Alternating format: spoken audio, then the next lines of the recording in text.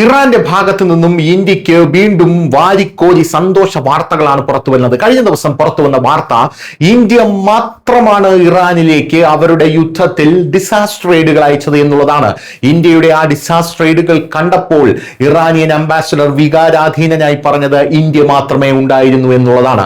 ഈ വാർത്ത നമ്മുടെ കേരളത്തിലെ മാധ്യമങ്ങൾ കൊടുത്തിട്ടില്ല, വലിയ രീതിയിൽ ചർച്ച ചെയ്തിട്ടില്ല.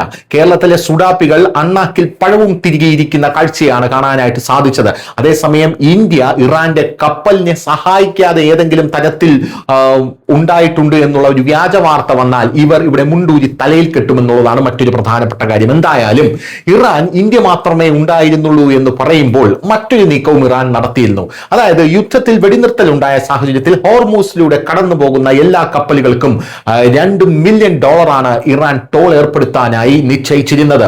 എന്നാൽ ഇന്ത്യ പറഞ്ഞത് അത്തരത്തിലൊരു വാർത്ത ഞങ്ങളും കേട്ടു, പക്ഷെ ഞങ്ങളുമായി അത്തരത്തിലൊരു ചർച്ച ഇറാൻ നടത്തിയിരുന്നില്ല എന്നുള്ളതാണ്. ഇപ്പോൾ ഇതാ സന്തോഷ വാർത്ത പുറത്തു വരികയാണ്.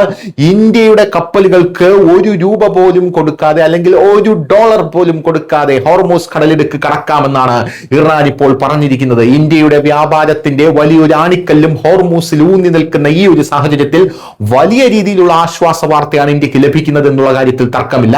ഇത് വെറും ആശ്വാസ വാർത്ത മാത്രമല്ല, ഇത് എങ്ങനെയാണ് നമുക്ക് ലഭിച്ചത്?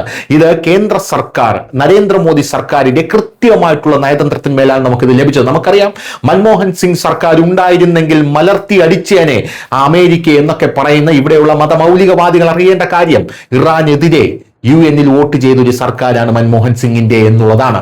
ആ ഇറാനെതിരെ വോട്ട് ചെയ്തതിന്റെ പേരിൽ ഇറാൻ അന്ന് ഇന്ത്യയെ ഒരുപാട് ഇന്ത്യയുമായി പിണങ്ങിയിട്ടുണ്ട് എന്നുള്ളതാണ് ചരിത്രം സൂചിപ്പിക്കുന്നത്. എന്നാൽ ഇന്ത്യൻ പ്രധാനമന്ത്രിയായി നരേന്ദ്രമോദി വന്ന ശേഷം കാര്യങ്ങൾ അങ്ങനെയല്ല എന്നുള്ളതാണ് ഈ വാർത്തയിലൂടെ തെളിയുന്നത്. News desk, news Malayalam.